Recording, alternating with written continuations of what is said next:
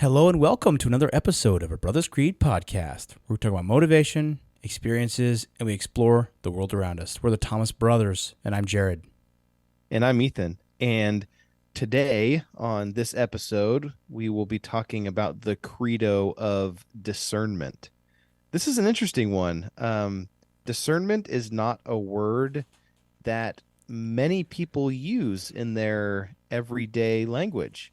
Kind of a mystery word to a certain extent. And I think it can mean a lot of different things based on maybe your experiences, even your beliefs, how you perceive others. And I think it is definitely a skill that can be developed, but it's almost like a skill of, um, what's the word I'm looking at? It's like a meticulous skill. It's almost a skill that's very delicate, is the word I was looking for. That involves a lot of paying attention and perception to a certain extent. So, discernment. This one will be good. So let's get into it. Yeah, let's do it.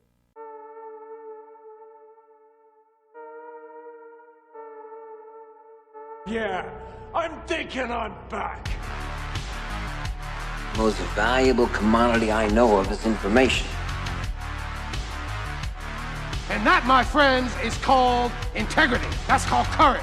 Now that's the stuff leaders should be made of. Either you're somebody or you're nobody. You're not the devil. You're practice.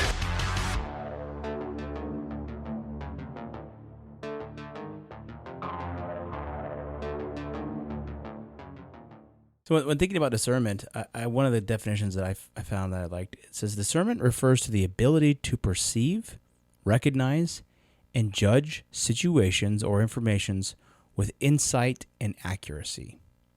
It involves making sound decisions and distinctions based on careful assessment of various factors. Discernment often goes beyond simply observing facts, but includes an intuitive understanding of the underlying context, motives, and potential consequences. So it's kind of like another level of good decision making. It's like you understand the impacts of what's going to happen, the consequences, everything. It's like that old wise man he knows how the river flows, knows the undercurrents of the rivers, and he's like, we've got to go on this side. This is where the canoe must go. And so that's like those discernment things where it's like based off of wisdom and knowledge. Yeah, experience. Yeah, I completely agree. It's, understanding things, recognizing things, perceiving maybe other people's emotions or feelings in a very nuanced and insightful way. Discernment's kind of an interesting thing because it can be thought about differently, I think, depending on who you are. In some religious settings, it might be really kind of the ability to listen to spiritual promptings from God. Maybe about how somebody is feeling, or it could be, talking to someone and getting the feeling to ask them a specific question, potentially is discernment, right? But I think in other settings, it might be the ability to recognize kind of micro expressions in someone's face or their actions, right? When we talk to David Bunch about one of our first episodes about him doing his kind of corporate investigations into, corporate theft and different security and things like that. Yeah. He shared a couple of these things with us that people do. They look up and to the left, or they look down, or they're twiddling their thumbs, or they're doing these small little things that give you clues into kind of really discerning whether they're telling the truth, or are they lying, or are they being deceptive, or different things like that. And so it's just really interesting. Discernment is not a very common thing that people talk about, but I think it's very important. Especially emotional discernment. think that's a very powerful superpower, if you will, to be able to listen, look at someone, hear what they're saying, interpret what they're saying, and be able to discern if they're upset, if they're happy, if they're frustrated, or if they're sad. That emotional intelligence, I think, if you are emotionally intelligent, your discernment about how to navigate situations with people that are expressing certain emotions is going to do much better. Yeah. I think some of the key aspects, or let's say the key attributes of someone who is very good at discernment are they have a very good perception. It kind of begins with the capability to be able to observe very small details accurately. They're good at critical thinking. They can think of lots of different situations and solutions to those situations. And they can a lot of times do that on the fly, in the middle of a conversation. They don't have to, they don't have to wait and then go think about stuff and then come back, and they can do that. Wisdom, you already mentioned this one, Jared, right? The old guy on the river, and he says, no, I think we should go down the left side, because he's maybe not even been on that river before, but he can read the water and he can read the, what's going on. Another one is intuition. I think with experience comes intuition. I think someone that has had many experiences with things and in different fields, whether it's, I think of maybe like an old cowboy or something like that, and he's out on the plains and the wind shifts, and or let's say even different example, an old sailor, right, is out on the seas, and then all of a sudden the wind shifts a little bit, and then he just has that intuition, there's a storm coming. Yeah. Right? We need to leave. And it's that's that discernment, kind of an understanding of people's motivations, why they do that. Contextual awareness, just being able to be aware of your surroundings. Another one is empathy. Empathy is a big one. Just being able to really kind of share feelings with another person and understand how they're feeling. And then decision making on the fly, we kind of talked about. We talked about that one earlier. So those are kind of all different attributes of someone who is already has really good discernment. They probably show a lot of those attributes. Yeah, totally. There was one example that I had that I thought illustrated discernment pretty good. So have you ever heard of a guy named Reed Hastings? Maybe. He is the CEO of Netflix, and he's been around for a while. And his leadership during Netflix's switch from DVD rental by mail to the global streaming platform was a huge change, right? So this happened in the early years of Netflix. For those of you who don't know, Netflix was primarily operated as a DVD rental service. So you would go in and you would say, okay, I want 2 DVDs. You would apply, and you go on the website and say, oh, I want this movie and this movie. And then they would send you the movies in the mail, and then you could watch them and have them for however long you wanted, and then you could send them back. And then they could pick 2 more. And so that was really cool because you didn't have to return it the next day, and you could send it back and then get new ones, and they had a big catalog. And so Hastings recognized that there was a shift occurring in consumer behavior.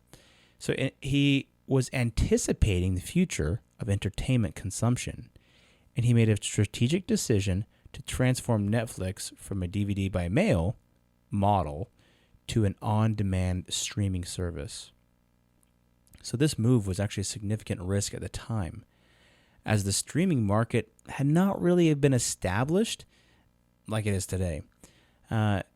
Hastings showed a lot of discernment by understanding the evolving landscape and perceiving the potential of the streaming technology.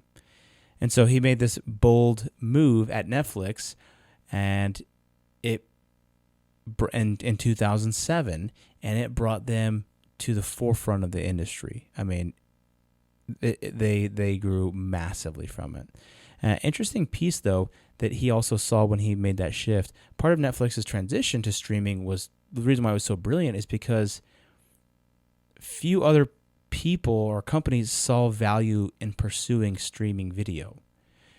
There just wasn't enough consumer demand to justify the costs of developing a new streaming platform and technology. So with low perceived value, Netflix was able to develop and innovate with its Watch Now service, which was what it was originally called, with relatively little competition. So that was kind of a great move that we were predicting the future. Nobody was really in it yet, but it just absolutely exploded, and it transformed the entire industry. In fact, I mean, nowadays, who's buying DVDs, you know? You just go to Walmart and just see the whole, you know, just a basket of all these DVDs. No one buys that. So I think this is a great example of discernment, and the decision that they made propelled Netflix to be one of the most dominant streaming services globally and reshaping how everybody looks at entertainment. And so I love that example, and I think that that's the kind of discernment that we need to have, right? It's where you can really read the future, read the landscape, read the competitive marketplace, and make decisions like that. If you can make decisions like that, bold decisions at your work like that, hey man, you're cooking with gas, as they say. Yeah, for sure. No, I think that's a great example of potentially, you know, seeing the writing on the wall and looking at all the clues, and then following a little bit of that gut intuition. Definitely, I think can have a big payoff for sure. So one thing that I did is I as I was reading through and researching this, I really like this, and I was like, man, I wish I kind of want to build out this credo for my own personal creed. I want to develop this attribute a little bit more. And so I did some research into what are some things that I can do to develop the ability to discern in lots of different situations, right? With my kids or with my wife or at work, right? Professionally, whatever it might be. So here's kind of a list of some of the ones that I pulled out that I thought were good. So the first one is practice mindfulness. This one is just being fully present in the moment, in the current moment, in the current conversation. You can enhance your ability to observe and understand a situation if you're not being distracted by other things, your phone, or, you know, letting your mind wander or whatever else, right? When someone's talking, you focus on their words. Another one is seeking diverse perspectives. And I'm not talking like corporate DE&I here. Right. I'm talking diverse perspectives as in engaging with a variety of perspectives, opinions, and experiences. Maybe if you have, 10 people that are sitting around a table and they all think the exact same way, then are you going to have creative solutions to problems, or is it best to have different perspectives, different thoughts, different ideas? So I think having diverse perspective is always good. Read widely. This one is as well. Just consume knowledge, and whether it's literature, fiction, nonfiction, news articles, whatever it might be, just kind of consume and read information. I had a leader one time that his whole saying is information is power, right? Information is power. The more you know, the more you're able to make educated decisions. Ask critical questions was another one. Reflect on past decisions. Learn from your mistakes and learn from your wins. Oh, this worked when I made this decision last time. Let's try it again. Or it didn't. Let's not try that again. develop emotional intelligence. This one is very important. Learn how to manage your emotions effectively. It helps you to navigate kind of, I don't know, those complex interpersonal situations with others. If you have an intelligent emotional development. Another one is practice patience. Obviously, patience is a virtue, right? A lot of times when people are talking, I get impatient with them because, especially kids sometimes, right? Because they take this a million-mile loop. They got to go around the moon to come back to tell you the point of their story, which doesn't even make sense anyway, right? So try not to just shut that off. Try to be patient and engaging in dialogue, just having conversations. I think I'm an extroverted introvert, and so I can get along really well with lots of people, but my first go-to isn't to just be outgoing and talk with everybody, but just engaging in dialogue and getting to know people, and then seeking mentorship was the last one. This one was just talking with people that are in a place already that you want to be.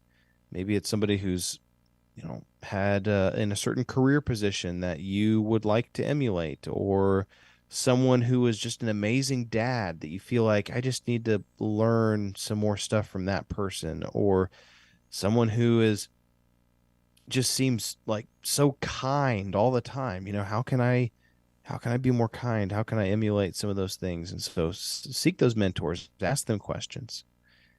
So Yeah. those are, I don't know, whatever I said, 5, 7, well, not 5, maybe 7, 10 things that we can do, that I'm going to try to do to develop this credo, this attribute of discernment in my own life. I think it can help. It can help me to have a better understanding of what's going on. It can help me to better support other people in my life, my loved ones. It'll help me better support my kids if I can discern more of what their needs are, what their wants are. My relationship with my wife, if I can have more of an inside perspective on her and her thoughts and her ideas. Definitely, I think positive all the way around. Yeah, absolutely. So with that, I think that you two should, first off, you two, Jared, you Yeah, of should course. Yeah. try some of these things, but Of course. also you two, as in the person who is listening to us in your ears right now. Apply some of these things. Try to be more present. Try to listen and to Discern. really kind of stay informed and develop that discernment. I think it'll be something that will be new and fresh, maybe something that you haven't ever really focused on before.